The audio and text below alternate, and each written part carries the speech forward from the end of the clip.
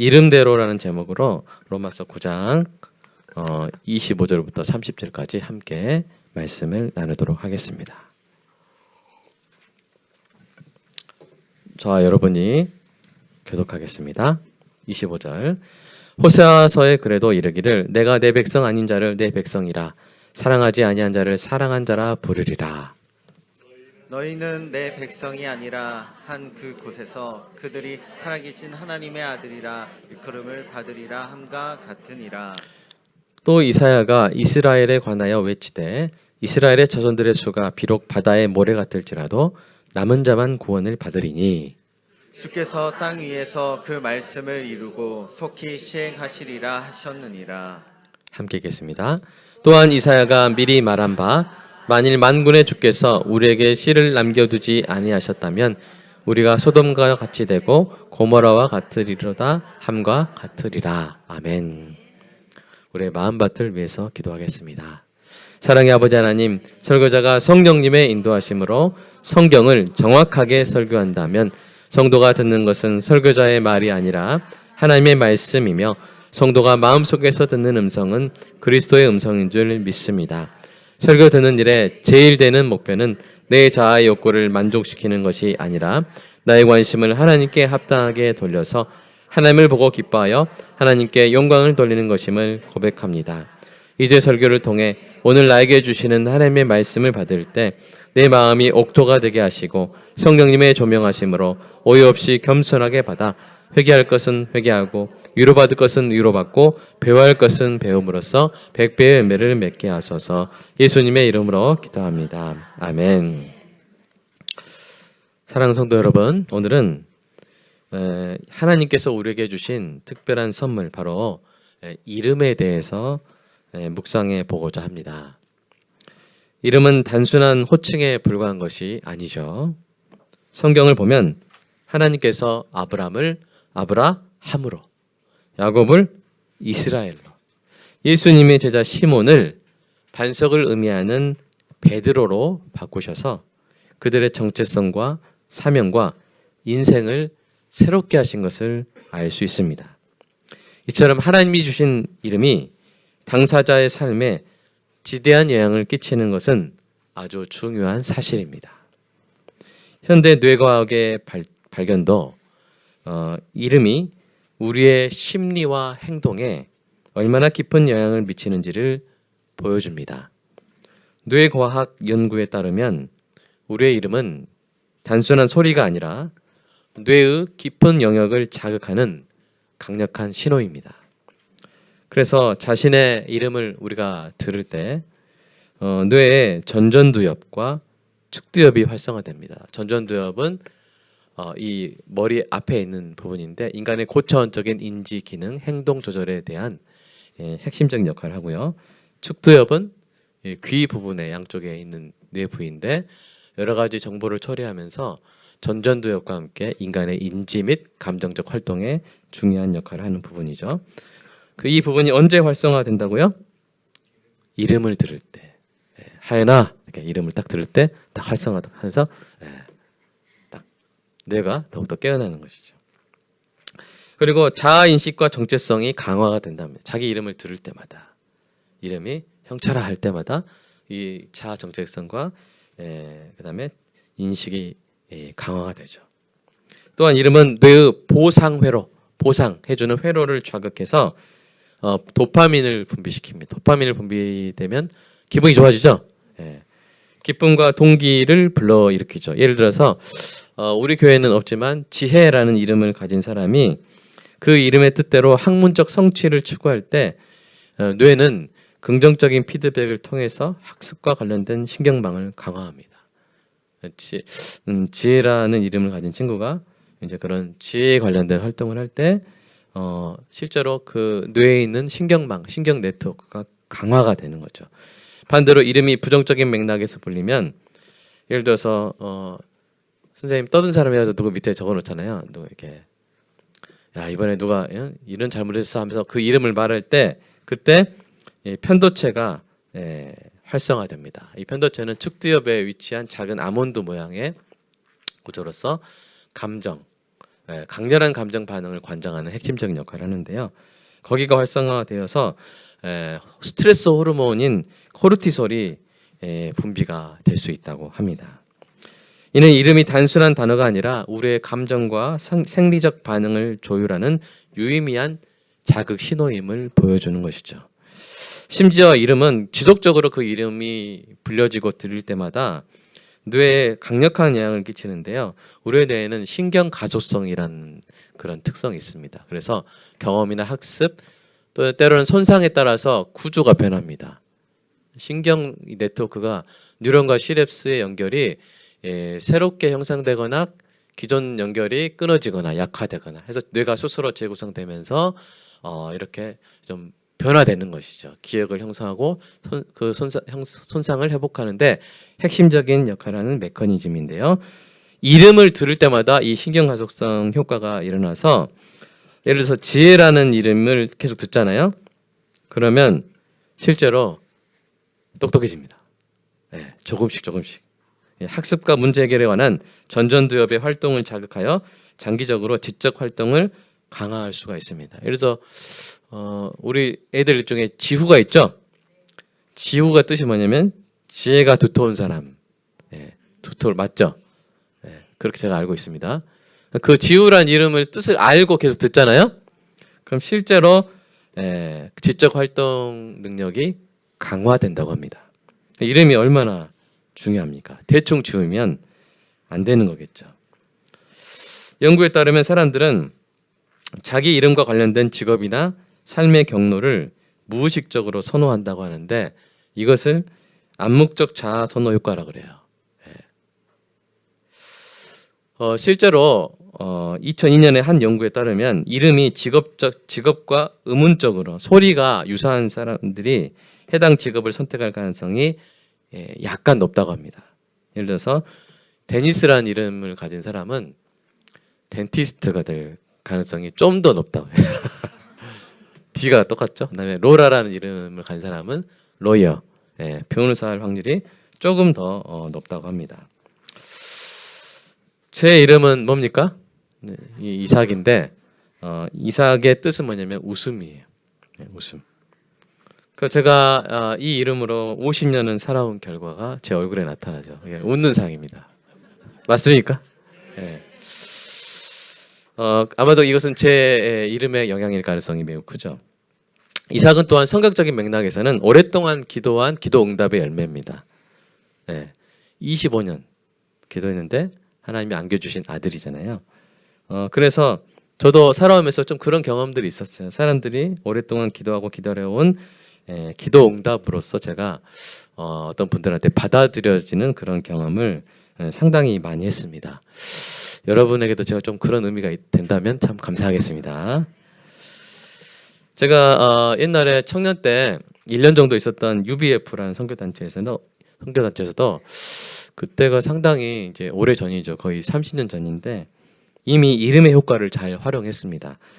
그래서 회원들에게 성품이나 신앙이나 비전과 관련된 새 이름을 사용하도록 했어요. 그래서 한 분은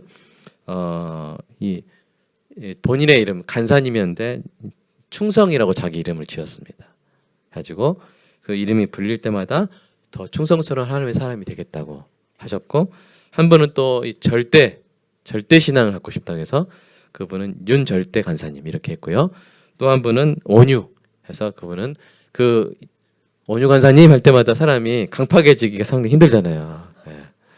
화 내려고 하면 온유 간사님 이렇게 하면 그분은 상당히 온유해졌던 걸로 제가 기억을 합니다. 이렇게 이름은 성경적으로도 뇌과학적으로도 참 그 사람의 성품이나 그 인생에 큰 영향을 미치는 것 같습니다. 근데 게다가 그 이름이 본인이 지은 것이 아니라 온 세상을 주관하시는 하나님이 주신 것이라면 얼마나 중대한 영향을 끼치겠습니까?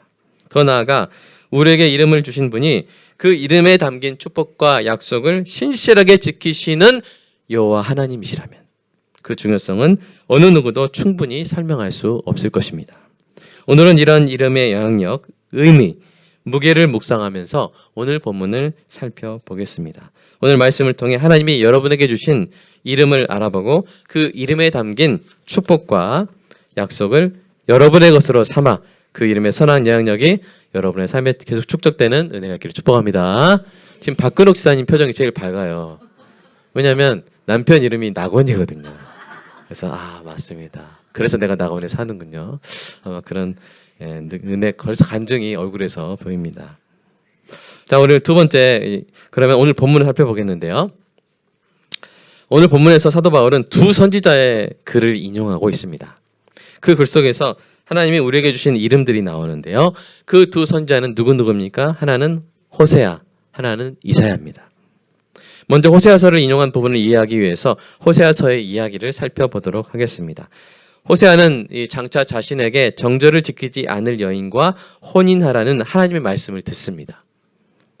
아주 이건 나에게 좋은 일이 아니잖아요. 정절을 지키지 않을 것이 확실한 여인과 혼인하라. 근데 호세아는 순종해서 그 여인과 혼인을 했습니다. 결국 이 여인은 다른 남자 애인들을 찾아가기 위해서 호세아를 떠났지만 호세아는 여전히 그 여인을 사랑하며 결국 값을 치르고 그 여인에게 자유를 주고 다시 데려오게 됩니다.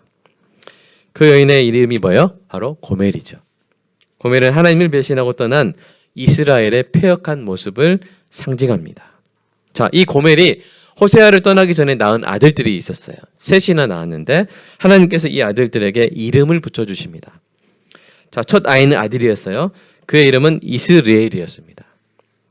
이 이스라엘은 어떤 뜻이 있냐면요. 동그라미 1번 한번 보여주시면 무엇을 바람에 흩뿌리거나 내버리는 동작을 의미합니다. 이렇게 이스라엘 이렇게 하는 그런 동작을 의미해요. 이 이름에 예언이 담겨 있는데 그것은 북이스라엘이 아수르에 의해서 망하면서 그 백성들이 이방 나라에 흩어지게 되는 그런 역사적 사건으로 성취가 되었습니다. 이스라엘이라 하라. 그러니까 이 이름이 좋은 뜻이에요, 안 좋은 뜻이에요? 안 좋은 뜻이죠. 둘째는 딸인데요. 하나님이 그 이름을 로루아마라고 지으라고 하셨습니다. 그래서 로는 영어로 하면 노고, 그다음에 루아마는 사랑받는, 사랑받는 그런 뜻이에요. 그래서 그러니까 로루아마는 어떤 뜻이에요? 사랑받지 못하는 자. 사랑받지 못하는 자. 딸 이름이 사랑받지 못하는 자. 안 좋죠? 그런데 하나님이 그렇게 지으라 하셨고, 셋째는 아들입니다. 그 아들 이름은 로암미입니다. 로는 아닌 것이고 암미는 뭐예요? 내 백성. 내 백성이 아니다. 안 좋은 이름이죠? 자녀 이름을 이렇게 짓는 사람 있을까요? 제가 김떡순도 봤어요. 김밥 떡볶이 순대 가로 세로를 가지고 김떡순 씨도 봤고 육해공 청년도 봤어요. 장로님 혹시 그런 이름 보실지 모르겠지만 육씨입니다. 이름이 해공이에요. 육해공. 근데 그 형제한테 어떻게 괜찮냐고, 사는 게 힘들지 않냐고 그랬는데 괜찮다고. 내 여동생에 비하면 나는 정말 행복하다고. 여동생 이름이 채미였어요. 채미. 그래가지고 실제입니다. 제가 진짜 만났던 친구들인데 이렇게 재밌거나 성의 없는 이름은 있어요. 그러나 아까 말한 것처럼 로암미, 로루아마 이렇게 나쁜 의미를 가진 이름은 들어본 적이 없습니다. 이 얼마나 암담한 상황입니까? 여러분, 호세아 선지자라고 해서 또는 고멜의 자식이라고 해서 그 자녀들에 대한 애정이 없겠어요? 애정이 있었겠죠. 그런데 하나님이 정해주신 이름이니 어쩔 수 없이 흩어버릴 자식, 너는 흩어버릴 자식, 너는 사랑받지 못할 딸, 너는 하나님 백성 아닌 거, 이렇게 부를 수밖에 없었던 것입니다. 왜 이렇게 하셨을까요? 하나님은 특별히 이 이름들을 통해서 하나님을 떠난 이스라엘 백성들에게 뭐 하신 거예요? 경고하신 것이죠. 그러면 안 된다. 돌아와라! 라고 경고를 하신 것이죠. 이러한 하나님의 마음은 그 백성이 돌아올 때 이름이 바뀔 것을 선포하신 말씀에서 드러납니다. 처음에 이 이름을 주셨다가 나중에 이렇게 바꿀 거야 라고 하시는 거예요. 그 첫째 이름은 이름 자체는 안 바뀌었어요. 이스라엘. 근데 이름은 그대로지만 그 뜻이 바뀝니다. 이 이스라엘이 흩어진이 아니라 심긴이 됩니다. 여러분, 농부가 뭔가 흩뿌릴 때 왜 흩뿌려요? 그 종자씨라고 하나요? 왜 흩뿌려요? 심으려고 흩뿌린 거잖아요. 그래서 흩어졌던 이스라엘 백성 중에 다시 예루살렘에 심기게 될 백성이 있을 것이라는 말씀으로 그렇게 그 이스라엘의 이름의 의미를 바꿔주시죠. 다만 오늘 본문에서는 이 부분은 인용되지 않았습니다. 둘째 이름은 둘째와 셋째 이름은 어떻게 바뀝니까? 앞에 뭐만 빠져요? 로만 빠져요. 그래서 로아마가 뭐가 돼요? 루아마가 되고, 그러면 무슨 뜻이에요? 사랑받는 자가 되는. 로암미가 뭐가 돼요? 암미가 돼서 무슨 뜻이 돼요? 내 백성이다. 왜냐하면 하나님이 그 백성을 사랑하시고 긍휼히 여기실 것이기 때문입니다. 로암미는 암미, 즉 내 백성이 될 것이다. 이 말씀을 하시는 것이죠. 근데 사실 여러분, 어떤 사람이 로루아마였고 어떤 사람이 로암미였습니까? 호세아서 문맥에서는 하나님을 떠난 이스라엘 백성이었는데요. 로마서, 이 호세아서를 인용한 로마서의 문맥에서는 이스라엘 백성이든 이방인이든 하나님을 섬기지 않는 자들이 다 뭐예요? 로루아마, 로암이었던 것이죠. 모든 사람이 다 그랬습니다. 유대인이든 이방인이든 하나님을 배신하여 반역하거나 또는 부인하고 부정한 사람들, 끊임없이 하나님을 배신한 유대인들도 우상 숭배에 빠져 있었던 이방인들도 결코 자신들의 행위로서는 하나님의 사랑받는 자, 하나님의 백성이라는 이름을 얻을 수가 없었죠. 모두 자신의 죄로 하나님의 분노의 심판을 받을 수밖에 없었습니다. 저도 그랬습니다. 하나님의 특별한 선택의 사랑과 구원의 은혜가 없었다면 저도 뭐요? 하나님께 뭐요? 로루아마죠. 로암미죠. 그러나 하나님의 진노와 심판을 받아도 아무런 항변할 수 없는 암울한 존재였던 제가 하나님의 부르심으로 긍휼의 그릇이 된 줄로 믿습니다. 오늘 본문의 바로 앞 구절 한번 읽어볼까요? 24절 한번 읽어보시죠. 시작. 이 그릇은 우리니 곧 유대인 중에서뿐 아니라 이방인 중에서도 부르신 자니라. 아멘. 우리가 하나님의 긍휼의 그릇으로 부름받은 줄로 믿습니다. 로아마였고 로암미였던 유대인과 이방인 중에서 하나님의 부르심을 입은 자녀들이 루아마와 암미가 된 것처럼 사도 바울이 이 놀라운 은혜를 설명하기 위해서 이렇게 호세아서 이 부분을 인용을 한 것입니다. 자, 이제 이사야서 부분 한번 볼까요? 이러한 하나님의 신실하신 은혜는 이스라엘 백성 가운데서 남은 자만 구원받으리라는 이사야 선지자의 말씀 속에서 다시 한번 확인됩니다. 자, 27절 같이 읽어볼까요? 시작. 이스라엘 자손들의 수가 비록 바다의 모래 같을지라도 남은 자만 구원을 받으리니. 아멘. 우리는 이 말씀 속에서 또 하나의 이름을 보게 되죠. 그 뭡니까? 남은 자라는 이름이에요. 남은 자. 성도는 뭐예요? 성격적 관점 봤을 때 남은 자예요. 남은 자란 말은 세상의 유혹과 핍박에도 하나님의 편에 남은 자.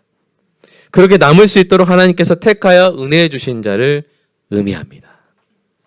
만약 하나님께서 이스라엘 가운데 남은 자를 정하지 않으셨다면 모두가 다 소돔과 고모라처럼 망했을 것이라고 오늘 본문이 이야기를 하고 있습니다. 그러므로 사도 바울 당시에 그때 대당시에 대다수의 유대인들이 예수님을 배척했거든요. 여러분, 앞장서서 예수님을 십자가에 못 박은 민족이 어디예요? 유대인들이잖아요. 이스라엘 백성이잖아요. 그들은 예수님을 그리스도로 인정하지 않았습니다. 그래서 구원을 받지도 못했죠. 그런 상황에 있었다 할지라도 우리는 하나님의 신실하심을 의심할 수 없는 줄로 믿습니다. 왜요? 원래부터 하나님은 모든 이스라엘 백성을 민족적으로 구원하실 것이라고 약속하신 적이 없고 그 중에서 긍휼의 그릇, 루하마, 암미, 남은 자만을 구원하기로 작정하셨고 그대로 성취해 가시기 때문입니다. 여러분, 이와 같이 사도 바울의 논중 속에서 가장 빛나는 주제가 뭐예요? 바로 은혜죠. 이 모든 이름들은 무엇으로 얻은 이름입니까? 은혜로 얻은 이름입니다. 우리가 긍휼의 그릇, 루하마, 암미, 남은 자라는 이름을 얻었다면 그것은 오직 하나님의 은혜로 얻은 것입니다. 사랑하는 여러분, 성경에서 은혜라는 단어가 최초로 등장한 성경 구절이 어딘지 아십니까? 창세기 몇 장? 네, 6장에 등장합니다. 한번 읽어볼까요? 시작. 그러나 노아는 여호와께 은혜를 입었더라. 네. 노아 당시에 사람의 죄악이 세상에 가득했어요. 사람이 마음으로 생각하는 모든 계획이 항상 악했습니다. 그래서 하나님께서 괴로운 마음으로 홍수 심판을 결정하시죠. 그런데 노아는 어떻게 된 거예요? 여호와께 은혜를 입은 거예요. 여기서 은혜란 말이 처음으로 나옵니다. 물론 이 창세기 6장 9절을 보면 노아가 의인이요 당대의 완전한 자라고 소개는 하지만 사실은 우리 뒤에 보면 9장을 보면 그렇게 완전하고 의인이고 그런 사람이 아니라는 걸 우리가 알 수 있어요. 알죠? 9장에 이렇게 술 먹고 이렇게 해가지고 누워가지고 또 자기 손자 저주하고. 사실은 그것이 구원의 근거였던 것이 아니라 먼저 뭘 받았어요? 은혜를 입었던 것이죠. 오직 은혜로 구원을 받아서 하나님의 백성으로 이 심판에서 구원을 받은 것입니다. 그러면 저와 여러분은 구원을 받은 근거, 이 아름다운 새 이름을 얻은 근거가 오직 하나님의 은혜임을 항상 기억하게 되기를 간절히 소망합니다. 자, 이제 마지막입니다.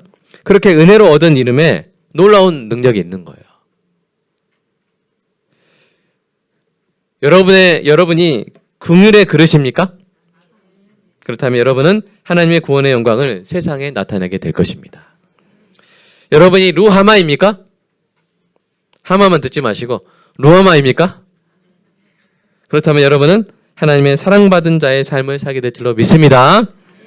여러분이 안미입니까?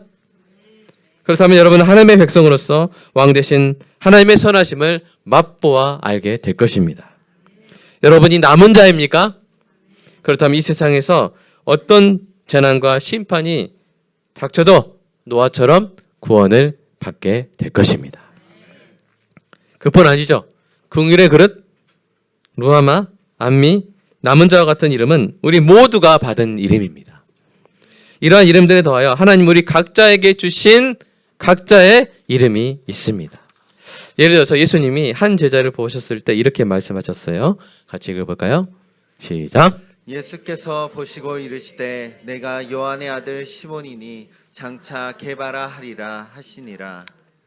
네, 여러분 시몬을 보시고 이름을 딱 주셨어요. 뭐라고요? 너는 게바다.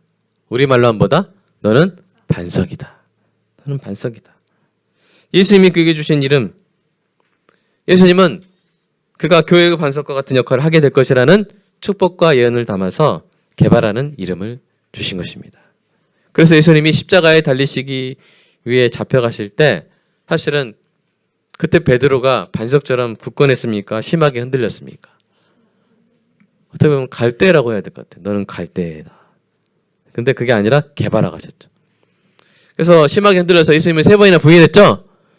근데 그렇게 할 베드로를 미리 내다보면서 예수님이 이렇게 말씀하셨어요. 같이 읽어볼까요? 시작. 그러나 내가 너를 위하여 내 믿음이 떨어지지 않기를 기도하였노니 너는 돌이킨 후에 내 형제를 굳게 하라. 네. 형제를 굳게 하는 자. 반석 같은 사람으로 예수님이 그렇게 베드로를 위해서 기도해 주셨고 정말로 그런 존재가 되었습니다. 그는 초대교회를 지탱한 견고한 신앙 고백을 상징하는 사도가 되었습니다. 이렇게 사람이 이름대로 되는 일은 우리 현대사에서도 찾을 수 있는데요. 여러분 마틴 루터 킹 주니어 아십니까? 목사님이죠. 미국 시민권 운동의 상징적인 인물로서 흑인 인권을 위해 비폭력 저항 운동을 이끈 목사님입니다. 근데 사실 마틴 루터 킹 주니어는 원래 어떤 이름으로 태어났냐면 마이클 킹 주니어로 태어났어요. 그러니까 이 아버지가 마이클 킹 시니어였어요. 시니어 주니어 알죠? 네. 이 조지아주 애틀랜타의 목사님이었는데요. 그 아버지 이름이 마이클 킹이었어요. 네. 근데 이분이 1934년 독일로 여행을 갑니다. 독일로 여행 가서 종교개혁자 마틴 루터의 삶과 그 용기에 깊은 감동을 받아요. 마틴 루터는 누굽니까? 16세기 로마 카톨릭 교회의 부패에 맞서 성경 중심의 신앙을 외치며 용감하게 종교개혁을 이끈 인물이죠. 이 어원적으로도 마틴이 이제 독일어로 마르스라는 이 전쟁의 신에서 나온 단어인데 이 전사라는 뜻이에요. 루터도 민중의 전사 이런 뜻입니다. 그러니까 전사 아주 강한 이름이에요. 네. 그러니까 예를 들어서 뭐 중국으로 치면 관우장비 뭐 그런 용사 그런 강렬한 뜻을 담고 있는데요. 자신의 이름을 이 마이클 킹 목사님이 마틴 루터로 바꾼 거죠. 마틴 루터 킹. 그러니까 아들 이름은 자동으로 바뀌죠. 뭐로 바뀌어요? 마틴 루터 킹 주니어로 이렇게 바뀐 겁니다. 근데 이 일이 단순한 호칭의 변경으로 끝나지 않았습니다. 아버지는 아들에게 정의와 신념을 위해 싸운 위대한 종교개혁자의 정신을 물려주고자 그 이름을 바꾼 것이죠. 마틴 루터 킹 주니어가 성장하면서 정말로 아버지의 뜻대로 자신의 이름에 담긴 무게를 점차 깨달았습니다. 그는 흑인이 차별받는 미국 사회에서 마틴 루터의 용기와 신앙을 본받아 비폭력 저항을 통해서 인종차별에 맞섰죠. 그의 유명한 연설 뭡니까? I have a dream. 거기에는 그의 이름에 담긴 정의와 자유의 이상을 실현하려는 열망을 담았습니다. 그는 종종 설교에서 이렇게 말했어요. 이름은 자신의 사명을 상기시킨다. 라고 말하면서 자신의 이름이 하나님의 정의를 위해 싸우라는 부르심으로 여겨졌다고 밝혔습니다. 결국 그의 이름은 단순한 호칭을 넘어 그의 정체성과 사명을 형성했죠. 마틴 루터라는 이름이 그의 용기와 신념과 희생의 이정표가 되었고 그의 삶이 그 이름이 가지고 있는 가치를 실현하는 여정이 된 것입니다. 그렇습니다. 사랑하는 여러분. 여러분이 귀한 이름을 갖게 되기를 축복합니다. 그 이름이 여러분 삶에 정말 빛나는 별과 같은 이정표가 되시기를 축복합니다. 그 나중에 여러분이 삶을 다 살았을 때 정말로 그 이름에 담긴 가치가 아름답게 실현되는 정말 훌륭한 여정이었다라고 사람들이 그렇게 인정하고 우리도 그렇게 감사할 수 있는 우리의 인생이 되기를 간절히 소망합니다. 이름은 단순한 호칭에 불과한 것이 아니죠. 이름은 한 사람의 삶에 방향을 제시하고 고난을 이길 힘을 주고 그의 삶을 보는 다른 사람들에게 크나큰 영감을 줄 수 있는 강력한 상징입니다. 우리에게 두 가지 이름이 있다겠죠? 우리 모두의 이름 뭡니까? 긍휼의 그릇, 루아마, 안미, 남은 자, 그리스도인, 그죠? 성도, 그리스도의 몸된 교회, 왕같은 제사장, 거룩한 나라 많죠? 그 이름에 담긴 모든 축복과 약속이 여러분의 삶에 이루어지기를 주님의 이름으로 축복합니다. 또한 우리 각자에게 주어진 이름이 있죠. 하나님이 교회 각 지체에게 각각 은사와 재능과 직분을 주시듯 우리에게도 각자에게 주어진 이름이 있습니다. 여러분의 이름 한번 여러분이 불러보세요. 하나, 둘, 셋. 네. 여러분 그 이름에 담긴 축복과 약속을 한번 묵상해 보세요. 뭘까? 하나님이 나의 부모를 통해서 이름을 주셨지만 분명 하나님의 섭리가 있는 줄로 믿습니다. 그 여러분의 이름에 담긴 각자 이름에 담긴 축복과 약속이 다 이루어지기를 주님의 이름으로 축복합니다. 또한 여러분의 자녀에게 이름에 담긴 축복. 저 같은 경우는 이제 한원이, 동아, 보아, 한별이, 주한이, 보배 다 그것이거든요. 주한이는 주님의 얼굴이라는 뜻입니다. 주님의 얼굴을 볼 수 있는 그런 인생이 되기를. 보배는 뭐예요? 네, 제가 6째 아내가 임신하는 거 보고 정말 하나님께 기도 많이 했는데 담대하게 이 아들이 보배 같은 아들이 될 것이다 선포하면서 보배라고 했거든요. 근데 진짜 보배입니까? 네. 그렇게 제가 그렇게 될 것이듯 여러분도 여러분 자녀에게 준 그 이름대로 여러분 자녀가 그 이름에 담긴 축복과 약속을 다 그것이 이루어지는 것을 보는 복된 인생 되기를 여러분 자녀의 삶을 보고 사람들이 영감을 얻는 은혜가 있기를 주님의 이름으로 축복합니다. 이 시간 오늘 이런 내용을 가지고 함께 기도했으면 좋겠어요. 첫 번째는 우리 모두의 이름 성도 그리스도인 그리스도의 몸된 교회 로아마 안미 남은 자 긍휼의 그릇 왕같은 제사장 거룩한 나라 우리 모두의 이름에 담긴 하나님의 약속과 축복이 이루어질지를 믿으며 소망하며 기도하고요. 두 번째 우리 각자 또 우리 자녀에게 주어진 그 이름에 담긴 그 귀한 의미들이 그 귀한 이정표들이 아름답게 실현되는 달성되는 은혜가 있게 해달라고 이 시간 함께 기도하겠습니다. 사랑의 아버지 하나님, 50년 동안 이삭이라는 이름으로 살게 하시니 감사합니다. 하나님, 앞으로의 50년도 하나님 웃으며 살게 하여 주시옵소서. 기독교의 가장 본질적인 특징인 기쁨을 누리고 표현하며 사는 저의 인생이 되게 하여 주시옵소서. 또한 성경적인 문맥에서 그랬던 것처럼 제가 하나님 사람들에게 기도 응답의 열매로 안겨져 사라가 25년 기도하여 드디어 이삭을 안고 잔치를 벌이며 함께 웃자고 사람들을 초대했던 것처럼 하나님, 제가 그런 인생을 살아가는 하나님, 제가 사람들에게 기도 응답의 열매로 안겨지는 이삭을 안는 사람들의 그 기쁨을 함께 누리는 그런 삶을 계속 살아가게 하여 주시옵소서. 나의 욕망, 나의 야망을 따라 사는 것이 아니라 사람들의 간절한 소망을 이루는 일에 하나님의 쓰시는 사역자로 그렇게 쓰여지는 이삭과 같은 삶을 계속 살아가는 은혜가 있게 하여 주시옵소서. 하나님, 우리 사랑하는 성도에게 주어진 하나님이 주신 그 놀라운 이름들, 그 복된 이름들, 하나님 그 이름에 담긴 축복과 약속이 다 풍성히 실현되는 삶을 살아가게 하여 주시옵소서. 또한 성도의 자녀들의 이름에 담긴 아름다운 의미들이, 아름다운 가치들이 평생 동안 실현되고 누려지고 체험되는 삶을 살게 하여 주시옵소서. 이름대로 살게 하여 주시옵소서.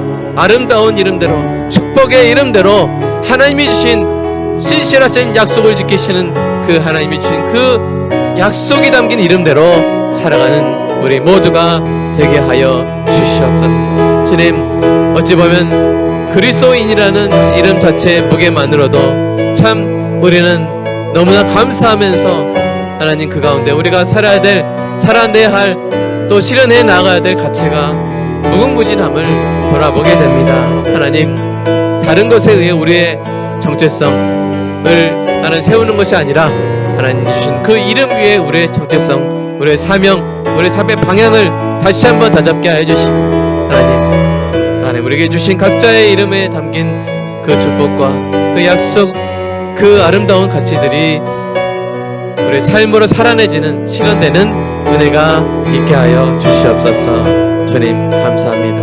하나님께서 오늘 말씀이 그대로 삶의 성도의 삶 가운데 아름답게 이루어지게 하실 줄로 믿습니다. 예수님의 이름으로 기도드리옵나이다. 아멘. 사랑의 주님, 루아마가 여기 있습니다. 하나님의 백성이 여기에 있습니다. 아름다운 은사와 재능을 활짝 꽃필 그곳에 심길 자들이 여기 있습니다. 그리스도인들이 여기 있습니다. 거룩한 나라가 여기 있습니다. 왕같은 제사장이 여기 있습니다. 주여, 이름대로 살게 하여 주시옵소서. 이름에 담긴 축복과 약속을 다 누리게 하여 주시옵소서. 그리고 우리 각자에게 주신 이름, 우리 자녀의 각자에게 주신 그 이름에 담긴 하나님 그 귀한 가치들이 아름답게 실현되는 인생을 살게 해주시고 사랑하는 성도와 성도의 자녀들의 삶의 이름과 그 삶이 사람들에게 아름다운 하나님 뜻깊은 영감을 주는 인생 되게 하여 주시옵소서. 감사합니다. 주님께서 오늘 말씀을 기억하게 하셔서 이름대로 살 수 있는 힘을 허락하실 줄로 믿습니다. 하나님께 감사하는 마음으로 드린 11조 감사헌금 주일헌금 주님께서 기쁘게 받아주시고 그의 삶 가운데 하나님 모든 하나님 주신 이름들의 아름다운 축복이 이루어지는 은혜가 있게 하실 줄로 믿습니다. 예수님의 이름으로 기도드리옵나이다. 아멘.